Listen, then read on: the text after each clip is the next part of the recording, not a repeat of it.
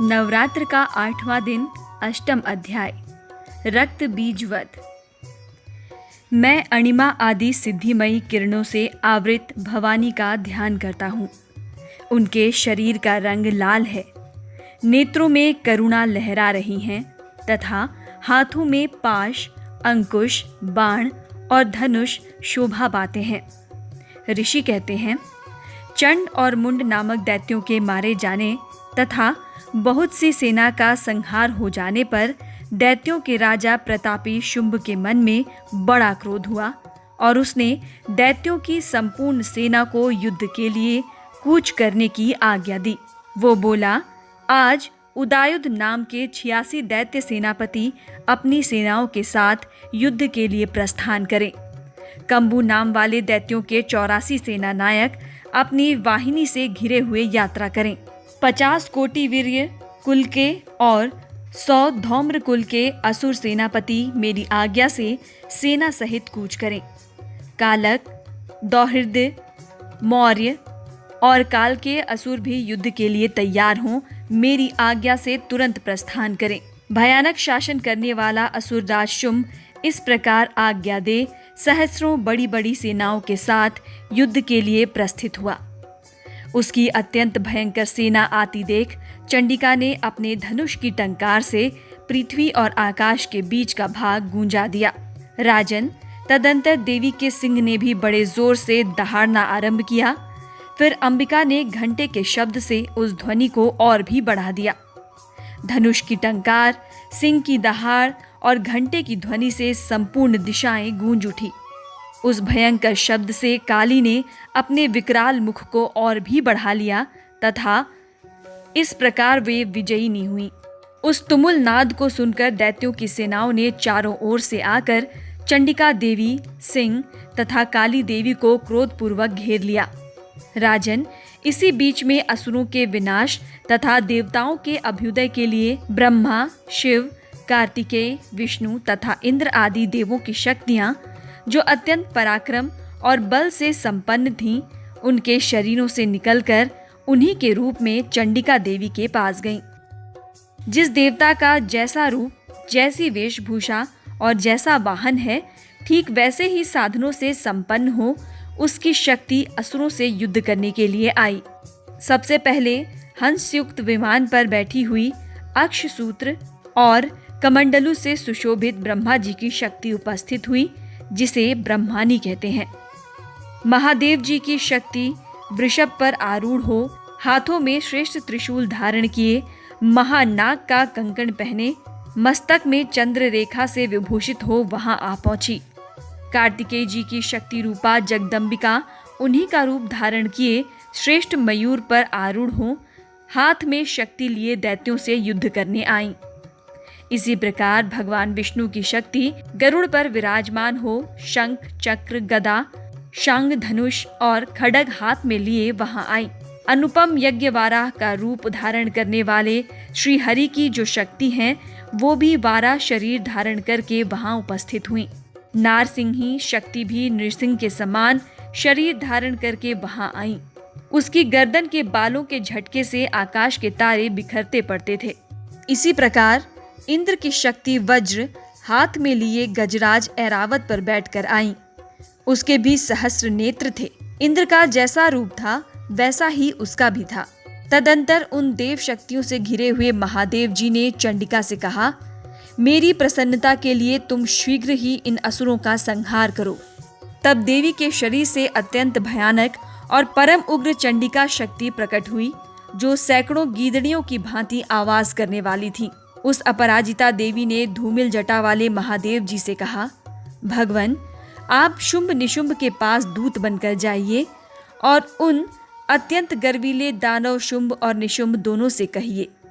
साथ ही उनके अतिरिक्त जो भी दानव युद्ध के लिए वहां उपस्थित हों, उनको भी ये संदेश दीजिए, दैत्यों, यदि तुम जीवित रहना चाहते हो तो पाताल को लौट जाओ। इंद्र को त्रिलोकी का राज्य मिल जाए और देवता यज्ञ भाग का उपभोग करें। यदि बल के घमंड में आकर तुम युद्ध की अभिलाषा रखते हो तो आओ, मेरी शिवाएं तुम्हें कच्चे मांस से तृप्त हों। चूंकि उस देवी ने भगवान शिव को दूत के कार्य में नियुक्त किया था, इसलिए वह शिवदूती के नाम से संसार में विख्यात हुआ।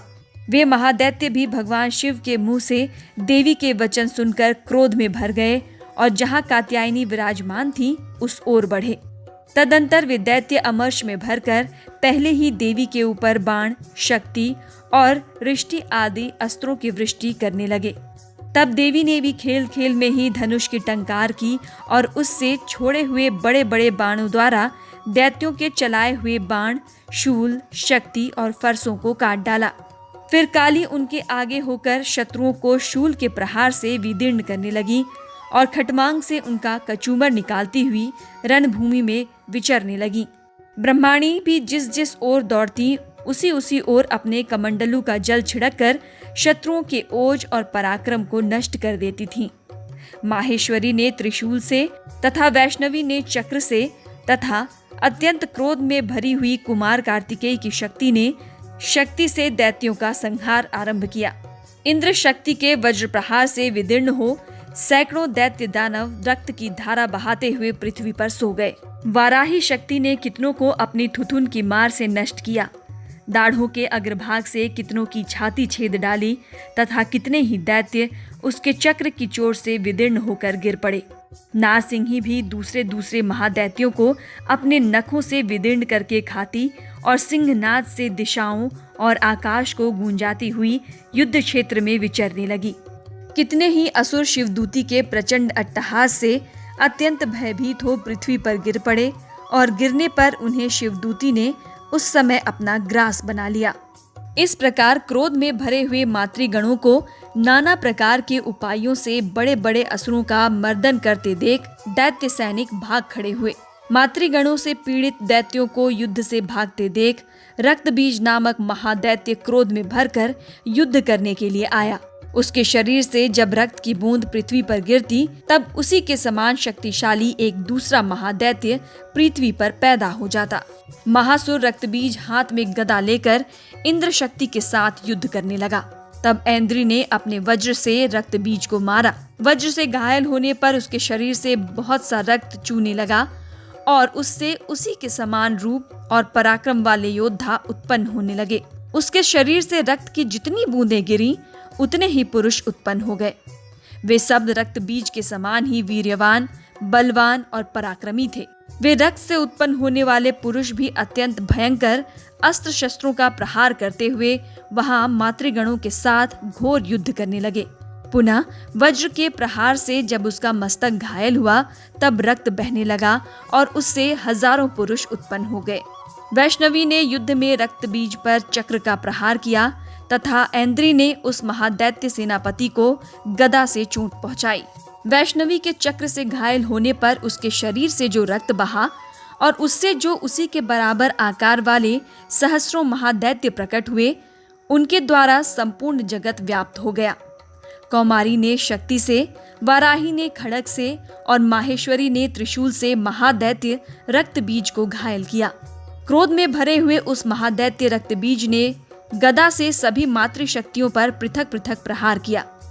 शक्ति और शूल आदि से अनेक बार घायल होने पर जो उसके शरीर से रक्त की धारा पृथ्वी पर गिरी, उससे भी निश्चय ही सैकड़ों असुर उत्पन्न हो गए।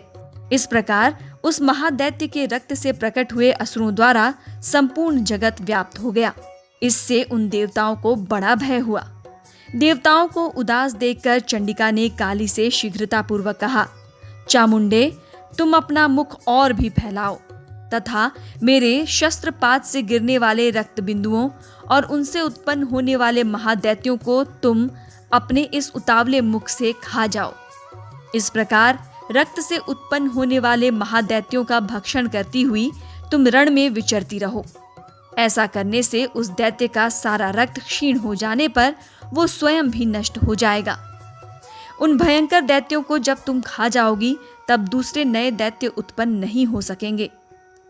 काली से यूं कहकर चंडिका देवी ने शूल से रक्त बीज को मारा और काली ने अपने मुख में उसका रक्त ले लिया। तब उसने वहां चंडिका पर गदा से प्रहार किया, किंतु उस गदापात ने देवी को तनिक भी वेदना नहीं पहुंचाई। रक्त बीज के घायल शरीर से बहुत सा रक्त गिरा। किंतु ज्यों ही वो गिरा त्यों ही चामुंडा ने उसे अपने मुख में ले लिया। रक्त गिरने से काली के मुख में जो महादैत्य उत्पन्न हुए उन्हें भी वो चट कर गईं और उसने रक्त बीज का रक्त भी पी लिया। तदंतर देवी ने रक्त बीज को, जिसका रक्त चामुंडा ने पी लिया था, वज्र, बाण, खड्ग और रिष्टि आदि से मार डाला। राजन, इस प्रकार शस्त्रों के समुदाय से आहत एवं रक्तहीन हुआ महादैत्य रक्त बीज पृथ्वी पर गिर पड़ा। नरेश्वर, इससे देवताओं को अनुपम हर्ष की प्राप्ति हुई और मातृगण उन असुरों के रक्तपान के मद से उद्दत सा होकर नृत्य करने लगा। इस प्रकार श्री मार्कंडेय पुराण में सावर्णिक मनवंतर की कथा के अंतर्गत देवी महात्म्य में रक्त बीज वध नामक 8वां अध्याय पूरा हुआ। प्रेम से बोलिए जय माता दी।